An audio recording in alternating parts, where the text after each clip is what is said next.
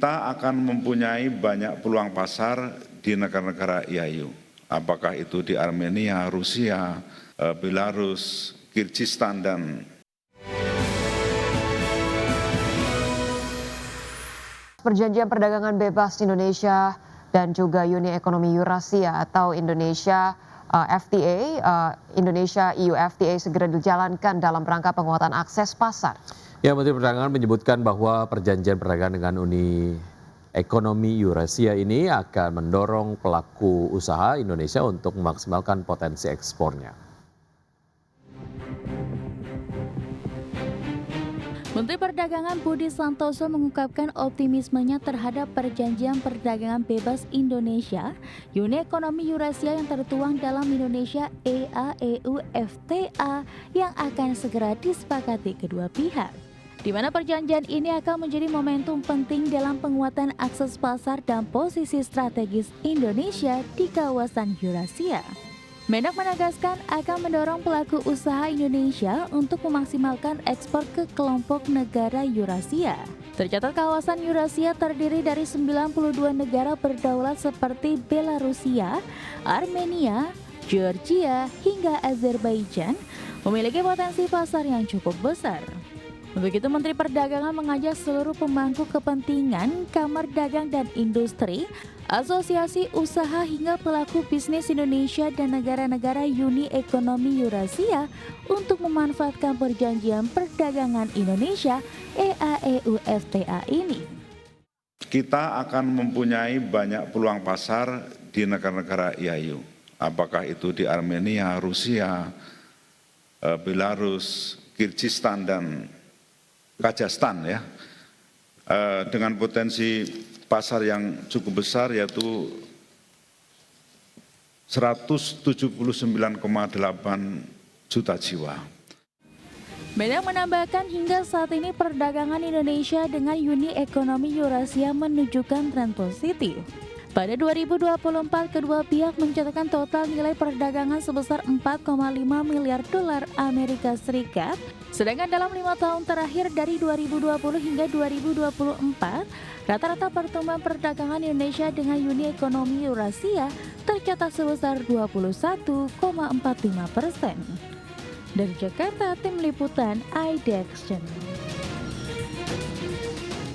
Ya, selanjutnya pemirsa, Menteri Keuangan Purbaya-Yudi Sadewa mengklaim kepercayaan investor asing pada perekonomian Indonesia mulai kembali meningkat. Ya, hal ini terbukti dari masuknya aliran modal asing ke pasar obligasi domestik. Meski perekonomian global masih terus fluktuatif, para investor global menilai jika risiko investasi di Indonesia makin rendah. Selisih imbal hasil antara surat berharga negara dan obligasi pemerintah Amerika turun dari 240 bps ke 197 bps. Menurut Menteri Keuangan Purbaya-Yudi Sadewa, rendahnya yield spread antara SBN terhadap US Treasury itu mencerminkan kepercayaan investor terhadap fundamental ekonomi Indonesia. Ini saya tunjukkan tuh SBN yang di bawah kurva yang kanan bawahnya itu ada keterangan tuh SBN tadinya totalnya outflow tapi Desember sudah inflow 2,64 triliun, SRBI Desember sudah inflow 21,17 triliun, saham juga sekarang Desember sudah inflow 3,49 triliun. Jadi sepertinya ada perbalikan kepercayaan investor asing terhadap Indonesia. Purbaya menambahkan depresiasi rupiah dinilai masih relatif moderat dibanding dengan sejumlah negara berkembang lain seperti India dan Turki. Hal ini menjadi indikator optimisme para pelaku pasar terhadap perekonomian Indonesia yang terus menguat. Dari Jakarta, Tim Liputan IDX Channel. Ya, meski kepercayaan investor cukup tinggi, Presiden Prabowo Subianto berharap investasi asing yang masuk ke Indonesia bisa bermanfaat besar bagi kesejahteraan masyarakat. Ya, Presiden Prabowo Subianto menegaskan Indonesia harus mengambil segala bentuk kesempatan kerjasama strategis dengan negara-negara lain, terutama dalam mendorong pertumbuhan ekonomi secara berkelanjutan. Terlebih lagi, Indonesia tercatat sebagai negara dengan ekonomi terbesar ke-8 secara global. Untuk itu potensi kerjasama strategis dan investasi dari negara maju dan berkembang sangat terbuka luas. Presiden meminta seluruh kementerian dan lembaga selalu berkomitmen terhadap masuknya investasi harus bermanfaat besar bagi masyarakat, di mana investasi harus benar-benar bertujuan meningkatkan kesejahteraan rakyat, bukan dimanfaatkan untuk kepentingan elit. Pemerintah yang bersih kunci kebangkitan suatu bangsa. Kesejahteraan akan datang manakala pemerintah kita bersih. Saudara-saudara sekalian, boleh kita anggarkan ratusan triliun, kalau itu tidak sampai ke rakyat, sangat sedih kita. Sangat sedih kita. Ya. Tapi saya terima kasih sekali lagi, saya didukung menteri-menteri yang setia kepada bangsa dan rakyat. Saya minta ke mereka, jangan setia kepada Prabowo. Prabowo datang, Prabowo bisa pergi. Prabowo manusia. Setia kepada Republik, setia kepada rakyat.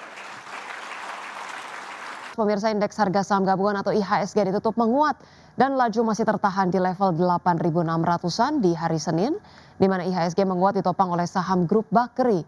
Dan penguatan saham emiten emas di tengah harga komoditas mencatatkan rekor baru di atas $4.400 Amerika per troy ounce. Indeks harga saham gabungan atau IHSG ditutup menguat 0,42% di level 8.645,84 di akhir perdagangan Senin. Indeks sektoral dengan kenaikan terbesar sektor energi melaju 2,50%, sektor barang baku naik 1,94% dan sektor barang konsumen siklikal menguat 0,80%. Sedangkan indeks sektoral dengan pelemahan terdalam sektor teknologi anjlok 2,89%, sektor properti dan real estate turun 1,31% dan sektor infrastruktur terkoreksi 0,95%. Berdasarkan saham penguatan IHSG hanya ditopang sejumlah emiten. Saham bumi menjadi penopang utama IHSG melesat 14,53% di level Rp394 per saham, mendominasi dengan sumbangsi 12,64 indeks point. Saham BBCA ditutup menguat 1,55% di level Rp8.175 per saham dan menyumbang 11,82 indeks point. Saham Telkom ditutup menguat 1,76% di level Rp3.470 per saham.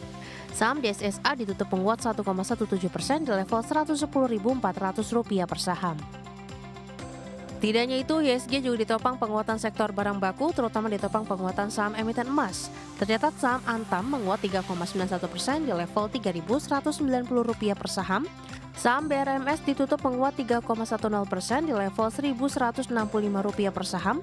Saham MDKA ditutup menguat 3,20% di level Rp2.260 per saham. Saham ARCI ditutup menguat 5,99% di level Rp1.680 per saham. Saham emas ditutup menguat 6,67% di level Rp5.600 per saham.